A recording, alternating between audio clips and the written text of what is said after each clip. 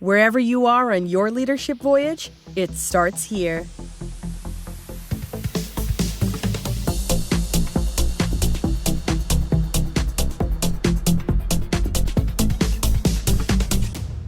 Hey there, everybody. Welcome to Leadership Voyage, the podcast dedicated to your pursuit of becoming a great leader.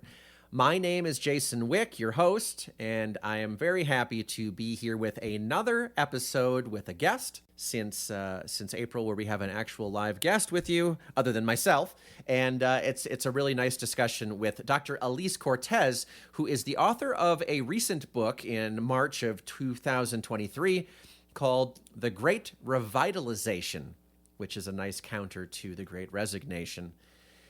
Before we get into just a little bit more of a preview for this episode with Alise, please, as a reminder, you can contact me, Jason Wick, via email at startyourvoyage@gmail.com, or you can find me on LinkedIn, please. You can find more out about the show at the website, leadership.voyage.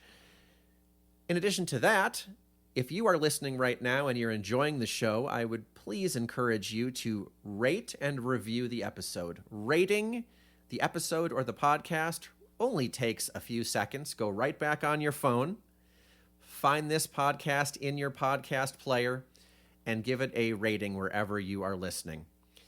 A next step would be writing a review. That would be fantastic, but even just the rating would be great to help spread the word about the show. And we're having more listeners than ever before, which is really fantastic. So, before I talk about the Great Revitalization, a quick reminder about Instacart. In the show's notes, there's a link to Instacart. I myself am a customer, most recently here in the United States for Memorial Day weekend. We were having a friend over for Memorial Day, and we woke up that morning and it was, okay, we need some groceries. And I went into my Instacart account. It was great because at that point I had a $30 off coupon from having used it, and it counteracted all the delivery fees, and it was awesome. And the tip. The deliveries and the tip counteracted by this $30 off coupon. I loved it. For you, if you've not used it before, you can get free delivery on your first order, $35 or more. You can get your groceries in as fast as 1 hour. I encourage you to check it out if you've not before. Instacart. I myself am a customer. So Alise Cortez, she's done a lot of research around people. She has a radio show, Working on Purpose.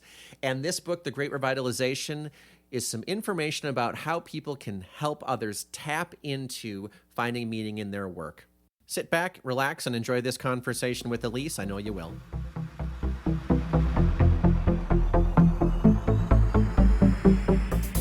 All right, everybody, welcome back to another episode of Leadership Voyage. I have the pleasure to be with Alise Cortez. Alise, it's great to meet you today. Thanks, Jason. You too. Great to be on with you. Great to be on the other side of the mic. That's great. Awesome. And we'll talk about that a little bit along the way, I'm sure.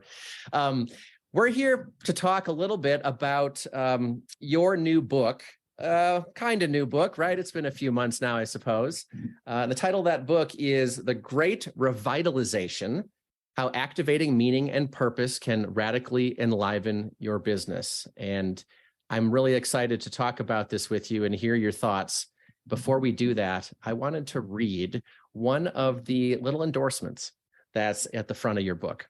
Yeah, and this is Danny Barton, who's the chief of police. It says, "The Great Resignation taught us that the workforce is searching for meaning and purpose in everything they do. The Great Revitalization is a brilliant guide to creating business and organizational cultures around purpose and meaning.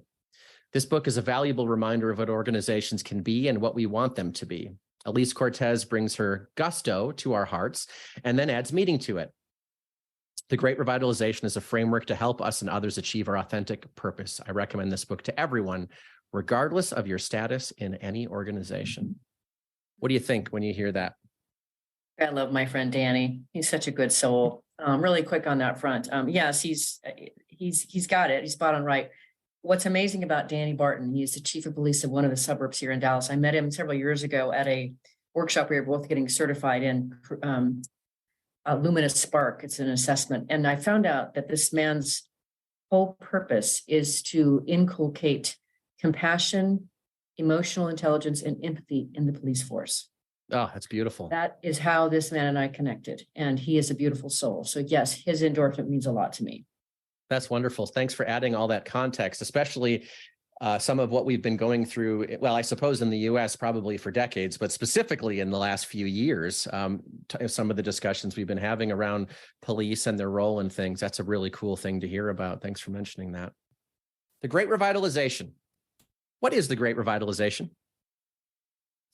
Well, I hope it's a wing and a prayer, right? I hope that it really is that lifting mechanism that reignites, refuels vitally your organization. And that's so I got to give my publisher credit. It's my name, but the idea of adding a slicey bit of orange on the front cover was her idea. And so many businesses have just been like, oh my gosh, what the heck happened after this last few years here? My head is spinning. I don't know what is going on with the workforce. And so I'm meaning the Great Revitalization to be something like, an energy infusion and a rocket ship to the top to be able to really enable them to come to the top of their game. So that's what I hope it is for people. No, that's great. And seeing people and their kind of what's happened this last few years, is that what inspired the book, or is it more than that? Yeah, it's a little bit more than that. So, as the pandemic started to unfold and we all were just like, when this thing is done, when March 2020 came around, and, once this thing cycles through in a couple of weeks, we'll be doing this and this. And then it just kept going on, right? It kept going on. Well, I kept, like you, Jason, having all of these amazing conversations on my radio show, Working on Purpose. And we were all reaching for solution and trying to understand and get our head around things. And so I was having these amazing conversations with leaders and thought leaders from around the world. And it was just amazing. It just kept going. And so what happens in the way that I host my show is, because I generally bring on authors, I read their book cover to cover in preparation for the show. And then I prepare the questions and we converse over those questions. Over the course of the last few years, I just kept accumulating more and more research and ideas. And then I was having conversations with my clients and prospective clients, and they were all doing that same weird head scratch thing where they were like, I don't know what's going on here with people. Nobody seems to want to come to work. They don't want to perform. They don't want to stick around. I don't know what to do. I was on, the top list of best places to work a couple of years ago. What is this, And so as I kept hearing that cacophony of voices and such, the bubbling kept going. And I started to see that I really had a perspective on the workplace and what was happening here and what leaders needed because of all these conversations and in relation to the consulting that I was doing to help organizations develop their cultures. And so I felt like, gosh, I really think I have something to say here. This is the first book of the 4 that I've written that I really stood on. I really have something specific I'm trying to convey to you. This is important. Please read this. That's great. Yeah. And thanks for that full explanation. I mean, that is a unique Working on Purpose, as you said, your radio show, really unique opportunity to be able to talk to all of these folks and accumulate all that information, as you pointed out. Yeah. So the rate of change, right, in these last few years has been pretty rapid. Do you think kind of the way that people's perspectives on their work has changed in the last few years is something that is a sudden, rapid development? If was COVID a catalyst for it? Like, what's your take kind of on that whole situation? What a yummy question, Jason. Okay, that's definitely chapter 2 urgency in the book. And the answer to all that is yes, yes, and yes. What I've come to believe, Jason, that happened is COVID really was our common world heart attack. And it really, really opened people's eyes to a lot of things. When the world literally stopped moving for that period of time, people had a chance to kind of get off the hamster wheel, sometimes forced, sometimes not. And I say in the book, and I really believe this to my heart, is that what happened was people took a lot of stock of their lives. Not only were people getting, the world didn't make sense anymore. They were getting sick. People they loved died. And all kinds of things happened. And that causes people to really take stock of their life. And those kinds of really huge changes happen in life. People start to go, wait a minute here. So I think that not only did a lot of people, well, first part of what was happening with the Great Resignation, people were largely in part quitting because they started to recognize that what they were doing wasn't worth their one precious life or their time. The commute, the screaming boss, the toxic work environment, the lack of meaning in the work. They're like, not so much. So I think really partly what happened here, which is why I wanted to write this book too, is people couldn't make sense of just how much the world has changed in these last few years. And that's the big reason I wrote the book is I'm like, let me help you understand what happened. And so what I believe happened and transformed and why this is so confusing for people, especially employers, is that pre-COVID, the world existed around work. Everybody's whole life revolved around their work, their commute, when they ate dinner, when or if they exercised, when or if they connected meaningfully with their family, when and if they saw their children's performances at school, all dictated by work. Now what's happened is people have said, wait, let's change that.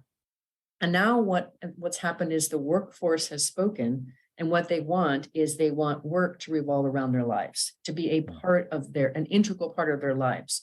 So what they want is like this harmonious sort of flow between all the components of their life, with their life being at the center now, not work. That is, I think, the major confusion that leaders are having. They don't want that. They want to go back to this time when they could dictate, how work got done, where it got done, when it got done. And the workforce is saying, not so much. Yeah, it's a pretty interesting description that you're providing.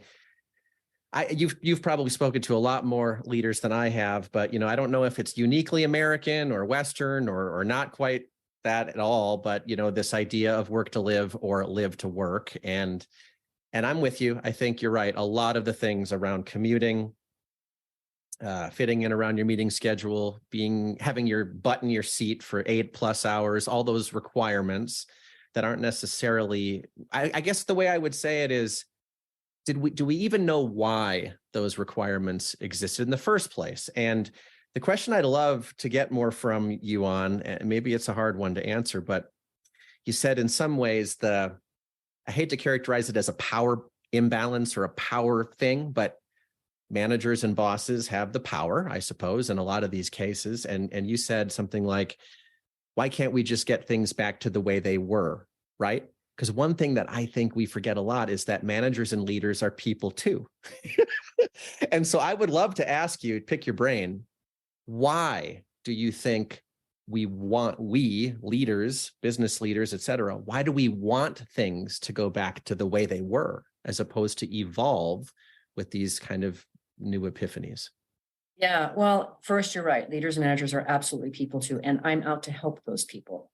So why do they want to go back? Because it was much more convenient for them the way it was before. Everything was at their beck and call.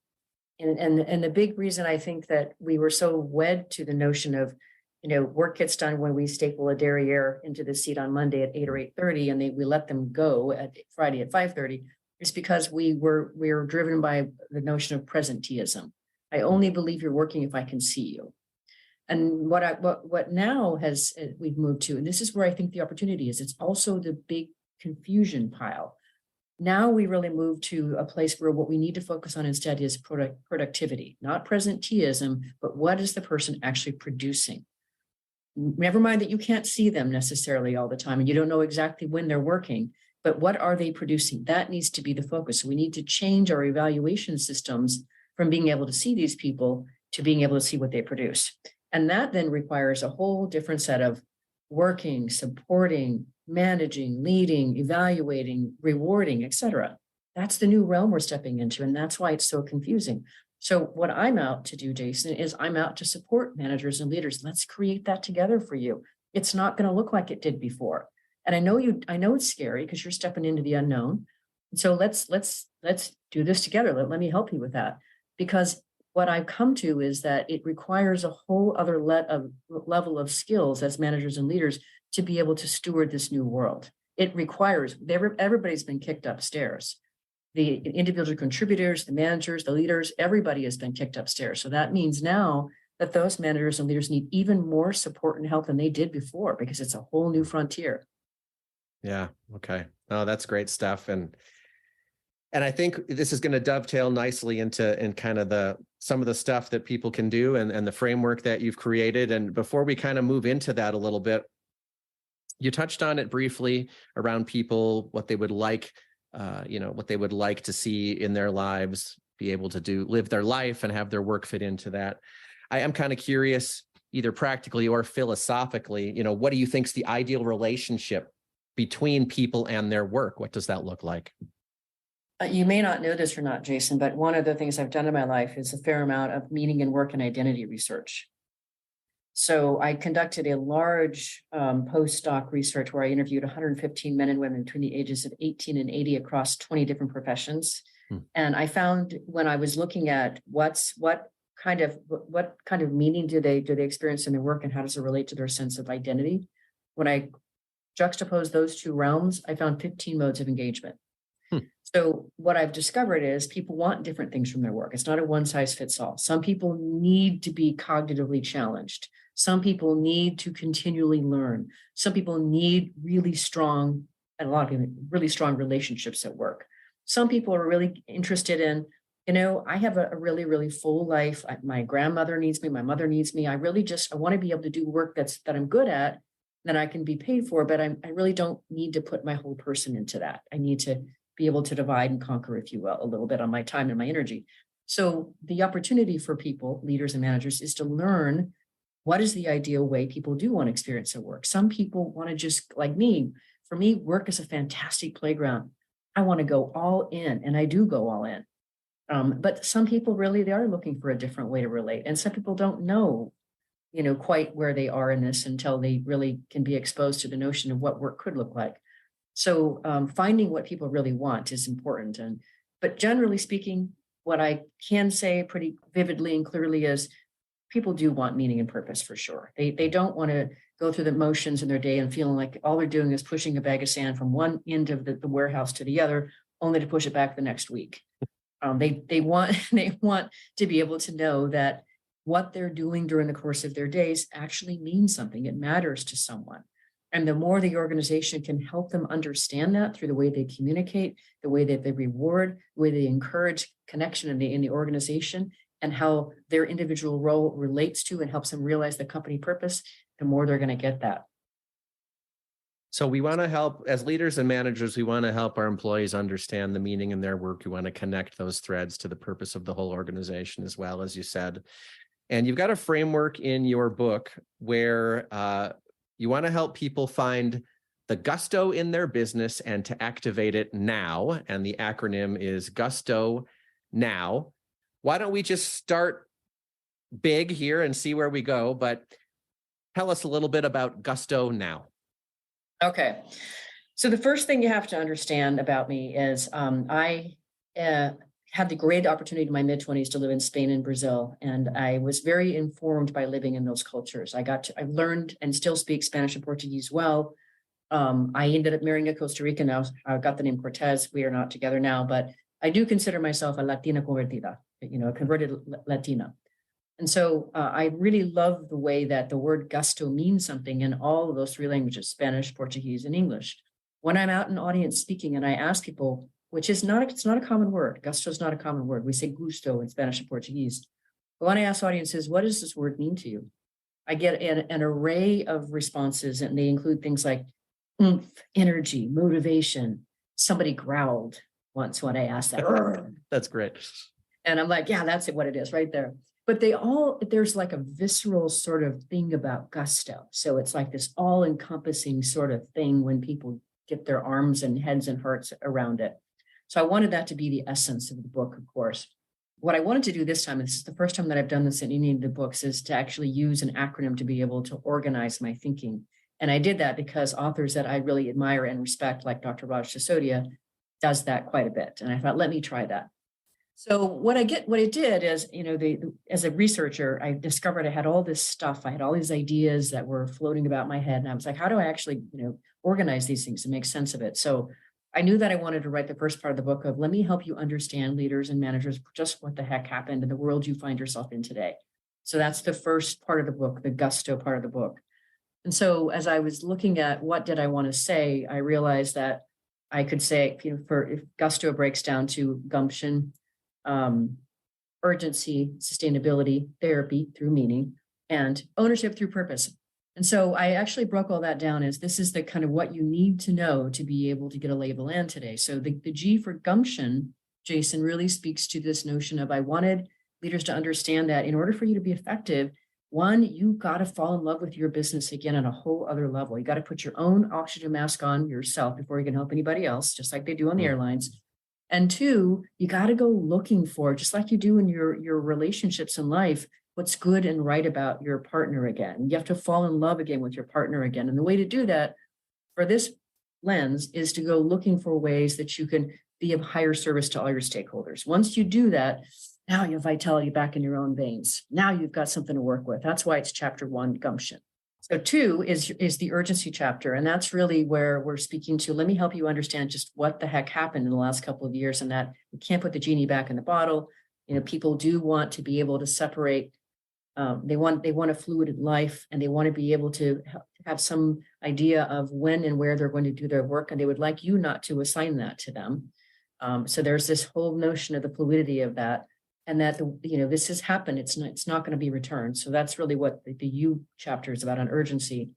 S for sustainability really speaks to, we have come to be in a world where this notion of what's happening on the planet is something that many people care about. Wherever you are on the sustainability sort of scale, whatever your position is on it, it has become a very, very, very chief concern in the world. It's become a business imperative. And so you have to take a stand on sustainability with and through your actions and your words as an organization. Your employees will opt into or out of that, and so will your customers. But the thing is, you just can't not have a stand. And then T for therapy is therapy through meaning. So I'm a logotherapist. I don't know if you know that or not, but I'm schooled. One of my degrees is in logotherapy. So it's Viktor Frankl's existential psychology stuff around logotherapy. And it really puts forth that the notion that we as humans, our chief concern is meaning. That's what we really care the most about. And it's our chief source of energy and motivation. So chapter 4 is really about helping organizations to understand that the more that you can create a culture and a leadership anchored in meaning, where you help people understand what they're doing on a daily basis is meaningful to them, and that what they're up to with and through the organization is meaningful, then you've got something to work with. And then the last chapter, ownership through purpose, really speaks to creating an organization that first is you detect, discover, and articulate the company's purpose together. That's a team activity. So everyone understands what is this, why does this organization exist, and why should anyone care? What's my own connection to that? And if you take it one step further, and you really take and you get all of your stakeholders aligned to that purpose, the employees, your suppliers, your investors, people in the community. Well, now you have an ecosystem that everybody's rowing in the same direction you need them to go. That's powerful. So that's the first part of the book. That's the lay of the land of really what it looks like to really thrive in today's business world. Thanks for the masterclass. Yeah, that's good. That's great. No, that's great. Great stuff. One of the questions I had prepared here was, what is humankind's main concern in life? And I think you outlined it here based on Viktor Frankl, the meaning. Can you go a little bit more deeply into what that's all about? I shouldn't assume that anyone listening does or doesn't know much about what you're referring to with Viktor Frankl's work or how you interpret it. But when you talk about humankind's main concern in life is finding meaning in it, can you just give us a little more depth in that so we can kind of really try to understand maybe how work can fit into that? And I'd love to. So, okay, a little context. So for those of you who don't know Dr. Viktor Frankl, he was a neuroscientist. He was a medical doctor. He, in his earlier years, he spent his life in Austria working with suicidal patients, trying to help them with their suicidal ideation. And he learned a lot about life and what people needed and wanted from life because of those experiences. Now, just a few years later, he finds himself in four Holocaust concentration camps during World War II. And that was he spent 3 years there. So he went into that experience with a full manuscript, which really became, I think it was Man's Search for Meaning, one of his, many of almost 40 books I think he's written. And they took that manuscript away from him during the course of the time that he was there. He suffered a horrible bit of experience in that time that he was there. He went in with his wife and his parents and emerged solo. Mm. So what he discovered was that the fellow inmates who had something to look forward to after they got out, somebody waiting for them, something to do, a work to accomplish, were the ones that generally had a better chance of survival. The ones that gave up the meaning and hope often literally fell over and died and perished. So he was even more convicted of his work and rewrote the manuscript while he was in the concentration camps. And then, of course, went on to an incredible career to really evangelize this notion of logotherapy. And so first you have to understand that if you recognize the idea, or if you accept the idea that humankind's chief concern is finding meaning, then we say, okay, well, what's meaning? Because it gets conflated with purpose, and they're not the same thing. So meaning is registered on along your values. So what you find meaningful, Jason, might be different from what I find meaningful, because our values differ. So part of the reason it's meaningful for me to have a book out is because I value intelligence, I value learning, I value growth, I value empowerment. Therefore, creating a vehicle that I created is meaningful for me to do that. So as hosting the Working on Purpose radio show. So first, you have to recognize that our meaning is registered along that which we value. Then, if you look at, according to logotherapy, there are 3 sources of meaning that are available to any of us at any one time. Before I get into that, the whole notion of logotherapy is really what it gets to. It's an optimistic approach or philosophy to life, and it really teaches that there are no negative or tragic situations or events that happen in life that can't be transmuted into a positive accomplishment, but for the way we relate to them, which is totally our choice. Between stimulus and response, there's a choice, and we can choose to be response able to these things that happen in life. And that's what I love about that, is there's agency, there's empowerment, there's possibility, and that all the things I stand for. So of course this resonates. Absolutely. Right? Yeah. Okay, now if we stand on that as a platform of what logotherapy is, and then if we look at it, it puts forth, we have all of us 3 sources of meaning available to us at any one time. One of them is our creative contributions, what we give of ourself to the world. I call that passion. Okay.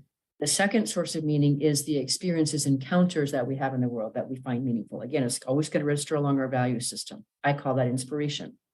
The third source of meaning is the attitudinal stance that we take whenever life throws at us, whatever it does. And I call that mindset. So if those are our 3 sources of meaning available to us all the time, the opportunity then is to find more constant, continuous ways to experience those sources of meaning. Thus, when we do things, when we give of ourselves something that matters to us, that's meaningful to us, this is meaningful. This is a meaningful encounter for me. So this would be a source of meaning for me in terms of an encounter or an experience. Having more of these would be a way to fill my tank. Back on the passion front, the more that I can do work or give of myself in unique ways that express me, that is a meaningful contribution. It provides that rich, vital source of energy that we're looking for. And that attitudinal stance is, man, whatever it is that, whatever the boss throws at me, I know I've got this, or they just gave me a promotion. This is amazing. I'm gonna pour myself into this. I'm gonna throw myself into that. All of these are energizing things. And what happens is when you get people talking about these things, you will see how their energy vibration increases right in front of your eyes. Right. So the opportunity is for leaders and managers to help people plug into those things during the course of their day so that they get that vitalizing source of energy. It will come out in engagement, performance, retention, creativity, innovation. That's a really powerful explanation, Alise. That's outstanding. So, I mean, passion, inspiration. What was the third one? Did you say experience? Mindset. Sorry about that. Passion, inspiration, mindset. And mindset. So when we kind of try to take the whole gusto now framework, how do we get the gusto going? Well, that's one thing. I didn't want to just write an academic book like, here's what's going on. Good luck. Yep. Yeah. Let me know how it goes. So the second part of the book is here's all the stuff, and right. And this is what you're dealing with here, now you know. So the second part of the book is, how the principles of how do I actually address this stuff? How do I actually operate my business to be able to address what the workforce wants today?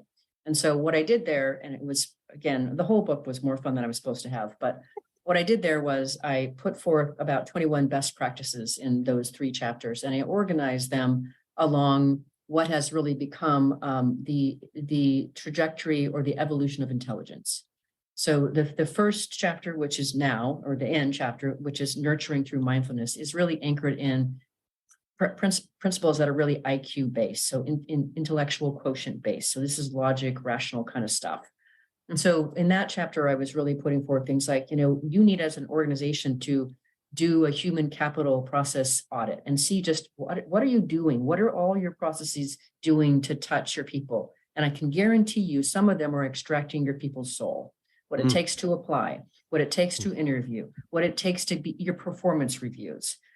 Some of these things you're actually are working competitively, incredibly against you. So some of those things were things like, looking at how do you recognize, how do you reward?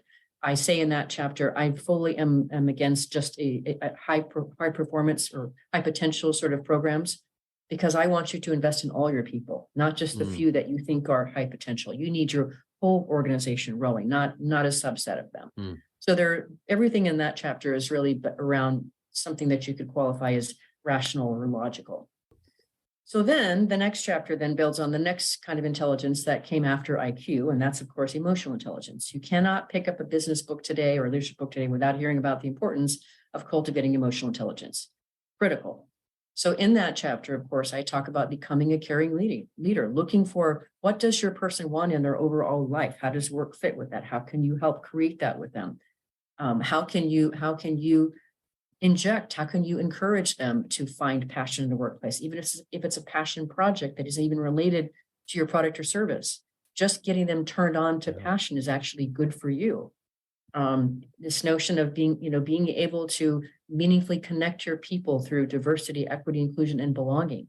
And what this speaks to, Jason, is really everybody in the organization, all the leaders reaching across the aisle to everybody, welcoming, wanting them, cherishing those individuals, looking for what's special, different, magical about you. Where'd you come from? What'd you learn? What does your culture teach you? What can I learn from you? That's all part of creating a really beautiful, sticky, connected place that people want to be in. So that's what the emotional intelligence chapter is about. And of course, I feature one of my heroes, Bob Chapman, who's the CEO of Barry Wehmiller. He is one of my testimonials as well. He is the walking, talking billboard for the caring leader. So that's the second one, which is the O, that's opening the heart. Okay. And then the last chapter, this is where I get to step out in front of the herd a little bit. And introduce, absolutely, yes. And introduce the idea of spiritual intelligence, which, believe it or not, is actually being bandied about in certain business realms. Okay. Spiritual intelligence is in some places being measured. And let me now situate what I mean by spiritual intelligence. It's not related to necessarily a religious dogma. Really, what it speaks to are what Abraham Maslow might call those higher B values. So that's compassion, that's peace, love, joy, awe, all those kinds of things that are really elevated sort of ways of being in the world. They're more evolved. And they really speak to being aware of your connection to something larger, whatever that is, whether it's the greater world, the universe, whatever it is. So that's what that last chapter focuses on. So of course, that's about articulating your company's purpose and making sure everyone's vitally connected to that, understand its heartbeat, take it the next step and help your employees discover their own individual purpose. And then if they are able to find a way to align that with the other organizations, that's just a double win. And it speaks to being able to really, really add that layer of beauty inside your organization where you're looking for ways, extended, novel ways to be able to better serve or add value to your stakeholders, all your stakeholders. And then the last little bit there, Jason, I really kind of went out as an author. This is where your words pick you up and carry you along and continue the writing without you. Okay, yeah. That's what the last segment did. It's really on reaching for syntropy, which is really, really reaching as an organization for the recognition, the connection that you as an organization are a vital ecosystem, a living organization, and you're part of this living, breathing whole.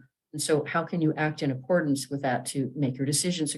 It's about, let me be clear. I totally believe in capitalism. This is not about socialism, but sure. How in the world can we actually serve more so more boats rise?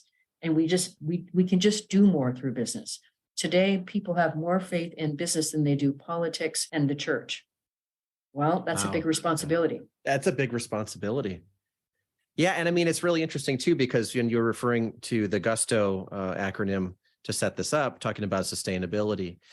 Yeah. If more people believe in business than they do in religion and government, yeah, there are some responsibilities that come along with us having our businesses. It's not just about making a bunch of money, is it? Well, and opportunities, right, to matter. I mean, making, we can do a lot with the resources that come from making money.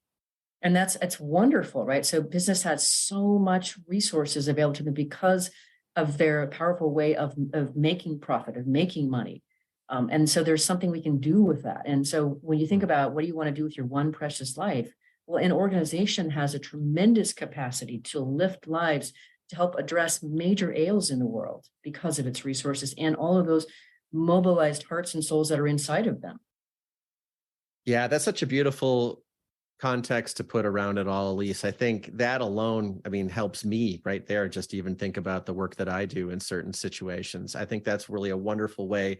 And back to your points about agency and others, and how you handle certain situations, and a lot of it in your control, right? How we look at our own work has to be something that our attitude is a lot in our own control.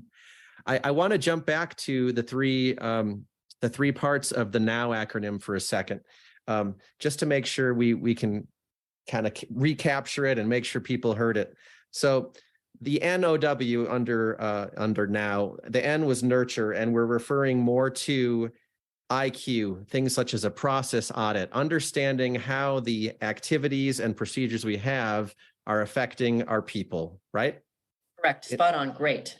In the O, it was open. What was the rest of it? I'm sorry, I forgot. Opening the heart. Thank you. Opening the heart. And that's the emotional intelligence piece here.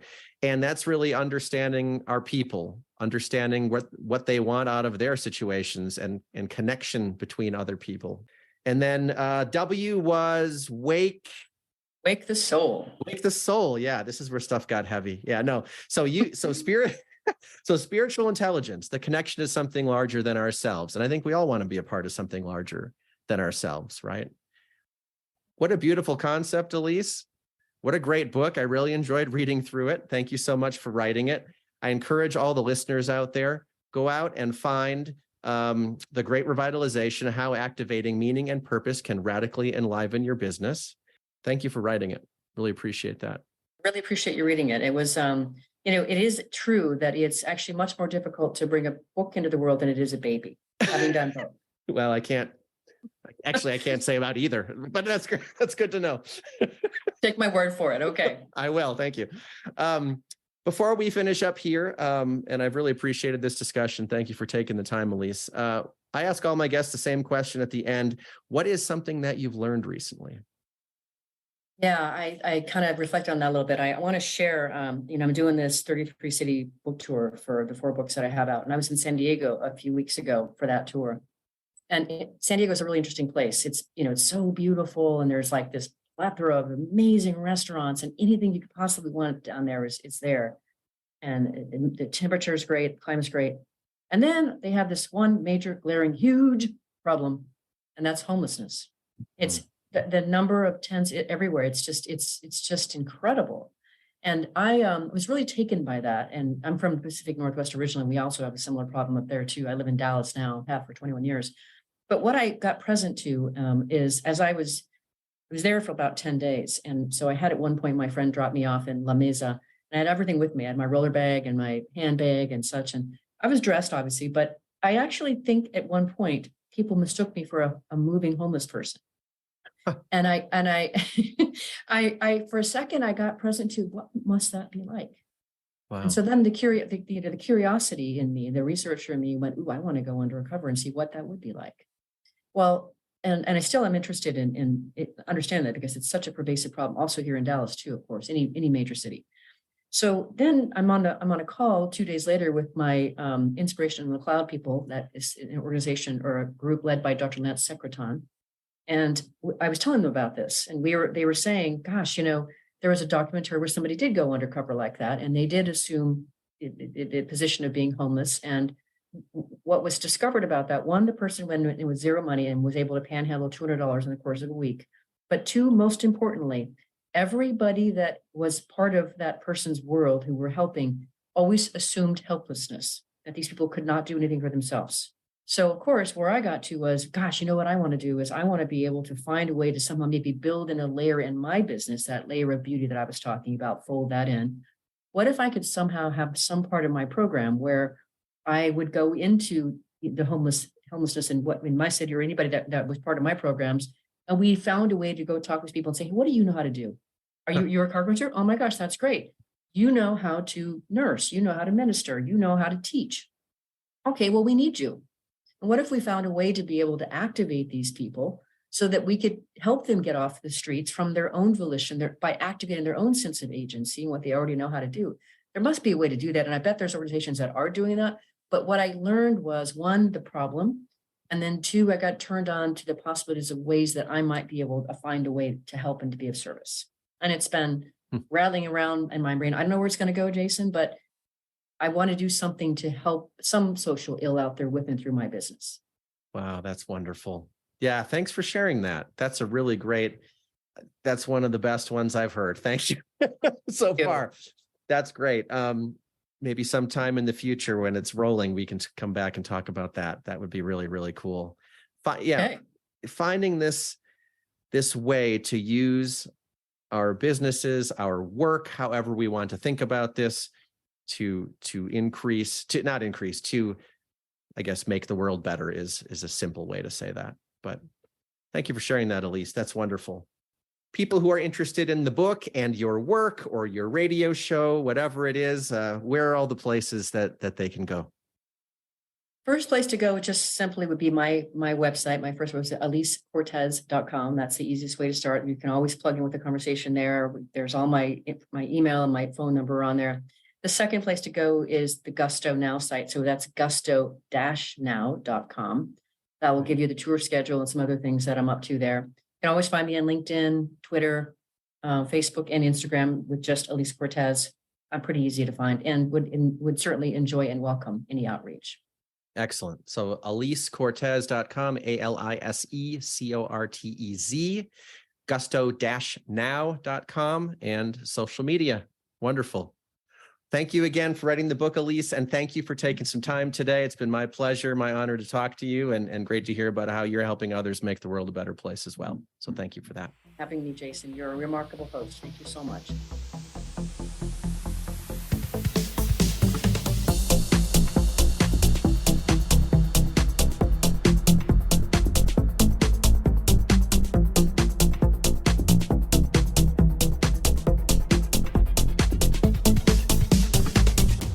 Well, there you have it, everybody. My discussion with Dr. Alise Cortez, the author of The Great Revitalization. So before we get to the summary, a quick reminder, you can check out the show's website at leadership.voyage. You can find us wherever you listen to your podcasts. Please rate and subscribe. That goes a long way. Thank you very much. And I don't usually say it, but you can find me, Jason Wick, on LinkedIn. Jason Allen Wick is the URL, or you can search for Jason Wick, and you should find me. So what did I talk about today with Dr. Alise Cortez? We talked about The Great Revitalization, her book. She was inspired to write it after talking to authors over the past few years and talking to her clients, and just how they were exploring the changes in employees' thoughts about work. And she thought that this was really an opportunity. She's written a few books, but this was an opportunity where she thought she really had something very specific to convey in her book. Why have people's opinions on work evolved? Well, she said with COVID, people finally got off the hamster wheel. They took stock of their lives, and that is usually caused by huge change. We all heard of the Great Resignation, right? And she suggests that it's happened because people realized that their commutes, their work environment, the lack of meaning in what they're doing wasn't worth their one precious life. Before COVID, their lives revolved around work, and now people have the desire to make their work fit into their lives. Why do leaders and managers want to go back to the way things were? Well, Alise suggests that it was convenient before. It's more convenient for leaders and managers to have their employees working on their time, on their terms. This notion that work starts at the beginning of the week and that we let them go, employees, at the ends of their week. She suggests we need to value productivity over presenteeism. Even if you can't see someone because they're working remotely or hybrid, we need to change the evaluation systems, because even if we can't see someone, it doesn't mean that they aren't being productive. This requires a new way of working, supporting, managing, evaluating, and rewarding, and a new level of skills in this new world. We talked about meaning and how people need different things from their work, that people do indeed want meaning and purpose in what they do, and it's important to learn the way people want to experience their work in order to tap into that. We then spent quite a bit of time in the latter portions of the podcast today talking about Alise's framework, Gusto Now. I'm not going to go into too much depth here, but just to recap the acronym, Gusto is gumption, urgency, sustainability, therapy, and ownership.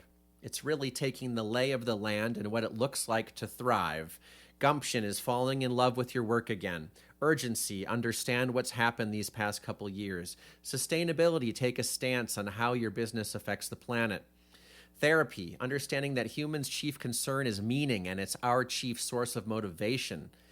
Ownership, detect, discover, and articulate the organization's purpose together, and then how do we connect to that? We dove in a little bit to Viktor Frankl's work around meaning, and then the now part of the acronym, Gusto Now, is N is nurture through mindfulness, which is really IQ related. O is to open the heart, EQ related. And then this new concept under W, to wake the soul, SQ, or spiritual intelligence. So there is your episode recap. Thank you so much for listening all the way to the end. I appreciate it. Make sure you rate and review this podcast. It helps others find it. And until the next time, take care.